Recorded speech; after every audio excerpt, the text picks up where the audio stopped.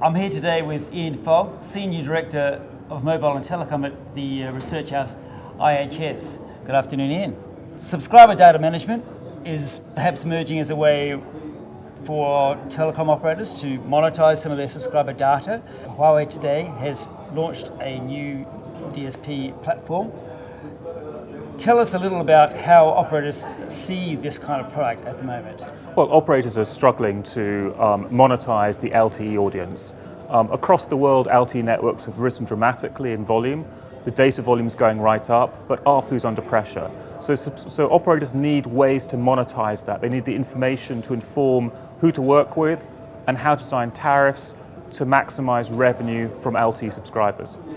What are some of the business issues that operators face, or rather, how do operators see this from a business point of view? Is this something they're ready to leap on right now? I think it depends on the operator. Some operators are transforming their business very dramatically, investing in startups, becoming much more like a technology company or an OTT company. Others, I think, don't yet understand that data and analytics is what defines a technology company and has to underpin digital transformation. Obviously, there are potential privacy and security concerns. What are they? How do you protect against them? Well, as you get more analytics data, you have to understand how to use that within your business, but how and in what way to expose that to partners. If you're working with partners to drive LTE monetization or drive subscriber acquisition through working with video companies, with music companies, with social networks, with advertising companies, you might want to expose some of your data with those partners. And in return, you may want to have data from those partners coming back to you. And that's a real challenge. This isn't totally new. There are some telcos who've been out there building some of these kinds of platforms and working on business cases. Can you share some of those cases with us? Well, there are examples like Telefonica in the UK who've been monetizing retail footfall as a way of understanding where their aggregate customers are and then informing where a company might choose to open a retail shop. There are many other operators who have done other things to design tariffs in interesting ways. Swisscom has tiered their data tariffs by speed. But if you do that, you have to understand what typical data volume each customer will get, because you're no longer tiering on data. You need the analytics to inform how to design those tiers, to see what revenue uplift you get, and then inform what costs you're incurring in data. Is this also a new business model and operations model for telcos? They've got to go out and find totally different kind of customers in dedicated verticals. Is that a challenge for them? It is. I think there are many verticals out there as you look to the expansion of LTE onto unlicensed spectrum, as you might well do voice over Wi-Fi or voice over LTE.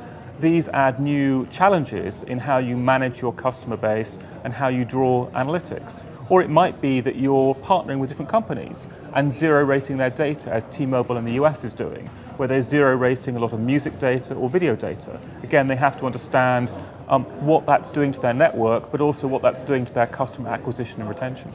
Leading on from that, what other kinds of functionality, what other kind of smarts do they need in such a subscriber management platform? Well, I think it's also important to understand how to make the process of upgrading LTE as easy as possible. If you look at mature networks, I mean, take SK Telecom in Korea, one of the early LTE deployments, they only have about 70% of their subscribers on LTE in one of the most mature markets in the world. How do you help transition that last group of customers across? If you're looking at Africa, where LTE networks are rolling out, you may have a large number of LTE-capable devices where you need to basically upgrade the SIMs eloquently and quickly and seamlessly onto LTE service. Right. So is this a trend that's here to stay? I think LTE Evolution is here to stay. I think there are tremendous new upgrades due in the LTE standards over the next 5 years. LTE Evolution is not going to stop overnight. There's a lot happening there. Right, and in terms of monetizing the data through these kinds of subscriber data platforms, does that have a big future for operators? Well, we've seen ongoing innovation on how to monetize data. We've seen content partnerships, we've seen unlimited data strategies, we've seen data-tiered strategies, we've seen speed-tiered strategies. I think that innovation on how you design your data tariffs and how you maximize monetization is not going to stop. I think it will become more and more important as we have more LTE subscribers on the network. In addition, as we see LTE advanced networks roll out, that means the radio network can transmit greater speeds of data, and that puts pressure on other parts of the network. So that encourages data volume to grow even further. And therefore the challenge of how do you monetize that to offset the increased data cost becomes even more important.